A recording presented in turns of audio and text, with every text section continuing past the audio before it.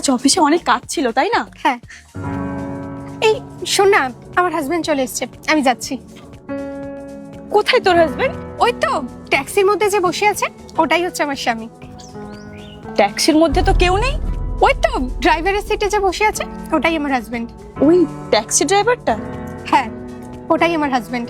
ঠিক আছে, আমি এখন আসছি। ইয়ার, ওই ট্যাক্সি ড্রাইভারটা তো হাজবেন্ড? হ্যাঁ, কেন, কি হয়েছে?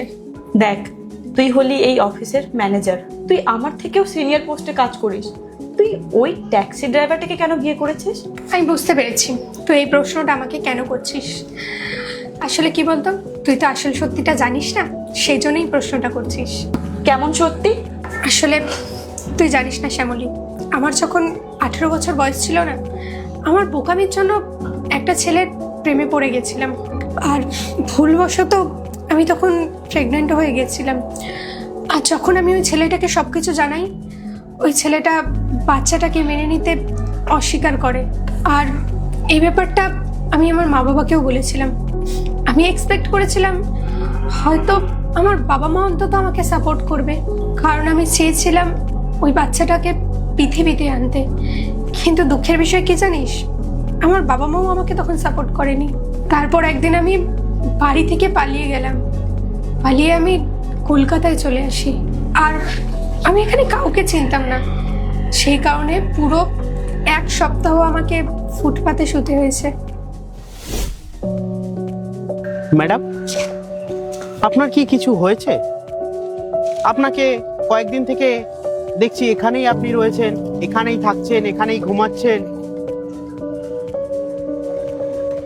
আপনার কি কিছু হয়েছে? আপনি আমার সাথে আমাদের বাড়ি থাকতে পারেন।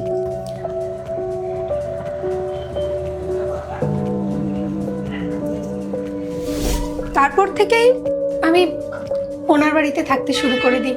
আর একসাথে থাকতে থাকতে না জানি কখন ওনাকে আমার ভালো লেগে যায়, কারণ উনি আমাকে একটা খুব ভালো লাইফ দিয়েছে। আর এটা আমি খুব ভালো করে জানতাম, উনি তো কখনোই আমাকে বলবে না, তাই একদিন আমি ওনাকে বলে দিয়েছি। শুনুন, আপনার সাথে একটা কথা ছিল। হ্যাঁ, বলো। আপনি আমাকে বিয়ে করবেন?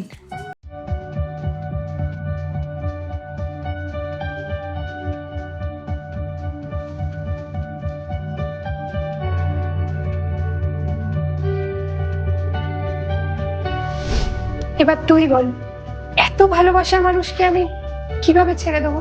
আমার মা বাবা আর ওই ছেলেটা তো আমাকে ছেড়ে দিয়েছিল। ইনি একমাত্র যিনি আমাকে এবং আমার বাচ্চাকে নিজের বলে মেনে নিয়েছিল। উনি আমাকে এত ভালো উপহার দিয়েছে। আমি আমার জীবনে যত ভালোভাবে এগিয়ে যাই, যতই সম্মান পাই, যতই ভালোবাসা পাই, এনার মতন ভালোবাসা আমি কোথাও পাবো না। দেখ, তুই আমার বন্ধু, আমি তোর থেকে এটাই এক্সপেক্ট করবো, আমি ওনাকে যতটা সম্মান দিই, তুইও ঠিক ততটাই ওনাকে সম্মান দে।